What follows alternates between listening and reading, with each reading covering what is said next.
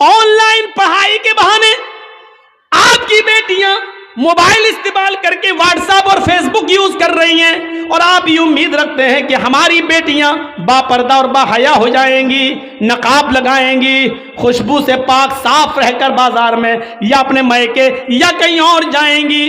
یہ آپ آج کے اس دور میں امید لگا رہے ہیں تو بیکار ہے۔ اگر آپ نے اپنی بیٹی کو اینڈرائڈ موبائل دے رکھا ہے، فیس بک اور میسنجر اور واٹس ایپ اگر وہ چلا رہی ہیں، تو یاد رکھیے گا آپ اپنی بیٹی پر بھروسے کے لائق نہیں ہیں۔ آپ کی نظر میں آپ کی بیٹی کتنی پاک صاف ہو، لیکن آپ کو اپنی بیٹی پر بھروسہ نہیں کرنا چاہیے، اعتماد نہیں کرنا چاہیے، اس لیے کہ واٹس ایپ اور میسنجر اور فیس بک چلانے والی لڑکی کا اعتبار نہیں کیا جا سکتا ہے آج کے اس دور میں۔ جب حضرت عائشہ صدیقہ کے اوپر تہمت لگ سکتی ہے، حضرت عائشہ صدیقہ الزام سے اپنے آپ کو نہیں بچا سکتی ہیں، تو ہماری بیٹیاں ان سے زیادہ پاک دامن تو نہیں ہیں، ہماری بچیاں ان سے زیادہ نیک تو نہیں ہیں۔ جب منافقوں نے، جھوٹوں نے، جب کجروؤں نے اور دل کے گندے لوگوں نے اما عائشہ کو نہیں چھوڑا، تو ہماری بیٹیوں کو کیسے چھوڑیں گے؟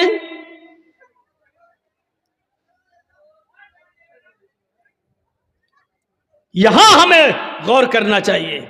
حضرت زکریا علیہ السلام کو دیکھو، مریم علیہ السلام کو دیکھو، سورہ مریم پڑھیے۔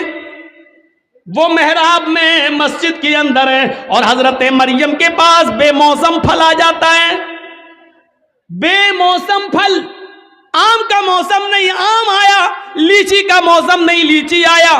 زکریا جب مسجد میں داخل ہوتے ہیں، محراب کے اندر گھستے ہیں، دیکھتے ہیں کہ مریم جس کی میں کفالت کر رہا ہوں اس کے پاس یہ پھل موجود ہیں۔ ارے یہ آم کا تو موسم نہیں، یہ آم کہاں سے آیا؟ یہ لیچی کا موسم نہیں، یہ لیچی کہاں سے آئی؟ تو چیخ پڑے انا لک ھذا، اے مریم میں تیری کلاس لے رہا ہوں، اے مریم مجھے صاف صاف جواب دے، یہ بے موسم پھل تیرے پاس کہاں سے آئے ہیں؟ آم کا موسم نہیں آم دیکھ رہا ہوں، لیچی کا موسم نہیں لیچی دیکھ رہا ہوں، یہ بے موسم پھل تیرے پاس کہاں سے آئے ہیں؟ وہ مریم جس کی پاک دامنی کی گواہی اللہ تعالیٰ نے دی ہے کہ ہم نے مریم کو بغیر شوہر کے بیٹا دیا، عیسیٰ بغیر باپ کے ہم نے پیدا کیا، وہ مریم جن کے پاک و صاف ہونے کا اعلان اللہ تعالیٰ نے کیا ہے، قرآن میں جن کو پاک دامن بتایا ہے، اس مریم کی کلاس زکریا لے رہے ہیں کہ بتا میری بیٹی، او بتا میرے لخت جگر، یہ تیرے پاس کہاں سے آیا ہے؟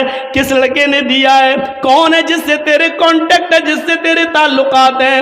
اللہ والی تھی، نیکی فرما بردار تھی، اپنے سرپرست کو شرمندہ نہیں کر سکتی تھی، جس نے پال پوس کر مجھے اتنا بڑا کیا اس کی عزت خاک میں نہیں ملا سکتی تھی۔ کہنے لگی آپ میرے اوپر شک نہ کریں، اے زکریا میرے اوپر ڈاؤٹ نہ کریں، قالت ہوا من عند اللہ، یہ کسی لڑکی کی طرف سے نہیں بلکہ اللہ کی طرف سے آیا ہے، یہ اللہ نے بھیجا ہے، یہ جنتی پھل ہے، کوئی فرشتہ دے کر گیا ہے، اس میں کسی لڑکے کا ہاتھ نہیں ہے۔ جب مریم سے پوچھا جا سکتا کہ یہ پھل کہاں سے آیا، تم اپنی بیٹیوں سے کیوں نہیں پوچھ سکتے یہ موبائل تیرے پاس کہاں سے آیا؟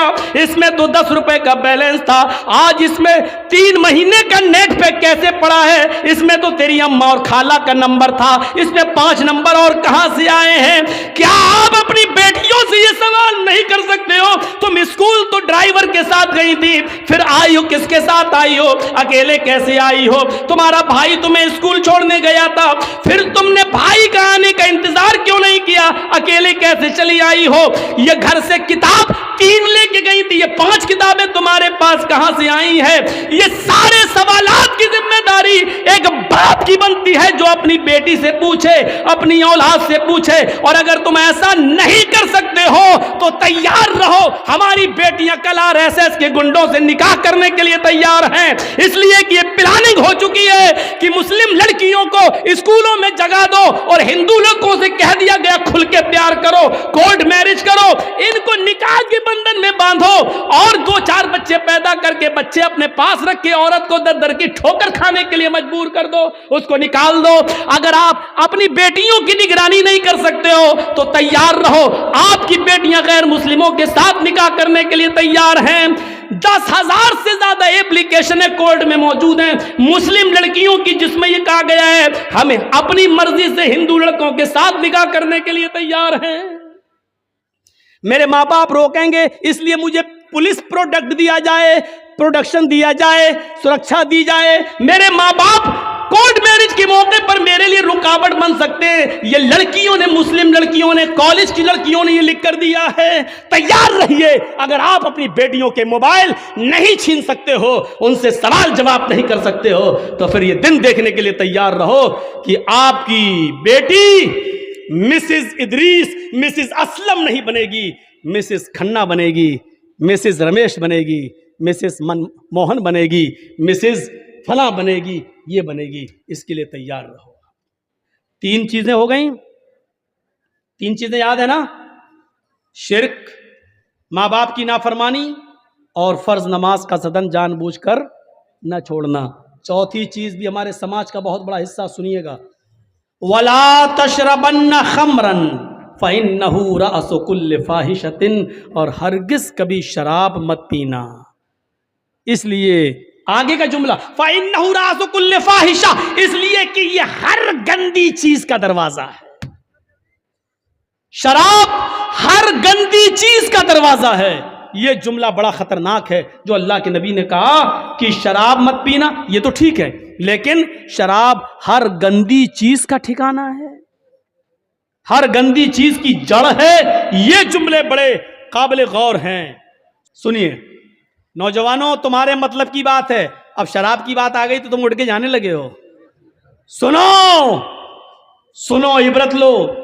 اللہ کے نبی نے فرمایا وَلَا تَشْرَبَنَّ خَمْرًا فَإِنَّهُ رَأْسُ كُلِّ ذَنبٍ كُلِّ فَاحِشَةٍ، ہر گندی چیز کی جڑ ہے یہ شراب۔ نوجوانوں، اس شراب کو تم ہاتھ مت لگایا کرو، چھوڑ دو اس شراب کو۔ ایک انصاری نے دعوت کی مدینے کے اندر، حضرت علی کی، عبد الرحمن ابن عوف کی اور بہت سے صحابہ کی۔ جب دعوت کر دی، اس زمانے میں شراب حرام نہیں ہوئی تھی، شراب کی حرمت کا اعلان نہیں ہوا تھا۔ اس انصاری نے سب کو کھانا کھلایا اور کھانا کھلانے کے بعد شراب کا جام بھی پلوا دیا۔ شراب پی، حرام تو ہوئی نہیں تھی، اس لیے جو لوگ پیتے تھے وہ پی لیتے تھے۔ شراب یہاں پی اور یہاں مغرب کی اذان کی آواز آنے لگی۔ اب سب کہنے لگے کہ شراب تو پی لی، اب نماز پڑھنے مسجد میں کیا جاؤں، چلو یہیں جماعت کر لو۔ گھر میں ہی جماعت ہونے لگی۔ حضرت عبد الرحمن ابن عوف کو امام بنا دیا۔ حضرت عبد الرحمن ابن عوف نماز پڑھا رہے ہیں مغرب کی، حضرت علی اور دوسرے صحابہ پیچھے کھڑے ہیں اور مغرب میں زور زور سے قرآن کی تلاوت کی جاتی ہے، وہ بھی کر رہے ہیں۔ شراب اپنا رنگ دکھانے لگی، دماغ پہ چڑھنے لگی، اور یہاں قرآن کی آیت پڑھ رہے ہیں الحمدللہ رب العالمین الرحمن الرحیم مالک یوم الدین ایاک نعبد و ایاک نستعین اہدنا الصراط المستقیم صراط الذین انعمت علیہم غیر المغضوب علیہم ولا الضالین۔ گاڑی صحیح چلی یہاں تک۔ اس کے بعد انہوں نے آنے لگا، چڑھ گئی، اور نماز میں ہے، بسم اللہ الرحمن الرحیم، اب قرآن کی سورت شروع ہو گئی۔ قُلْ يَا أَيُّهَا الْكَافِرُونَ لَا أَعْبُدُ مَا تَعْبُدُونَ، قرآن کی آیت یہی ہے، لیکن یہ کیا پڑھ رہے ہیں نماز میں؟ قُلْ يَا أَيُّهَا الْكَافِرُونَ نَحْنُ نَعْبُدُ مَا تَعْبُدُونَ، بالکل معنی ہی الٹ دیا۔ ترجمہ کیا ہوا؟ قُلْ يَا أَيُّهَا الْكَافِرُونَ، اے محمد صلی اللہ علیہ وسلم کہہ دو اے کافرو، لا اعبد ما تعبدون، میں ان جھوٹے خداؤں کی پوجا نہیں کرتا جن کی تم کرتے ہو. یہ ہے ترجمہ.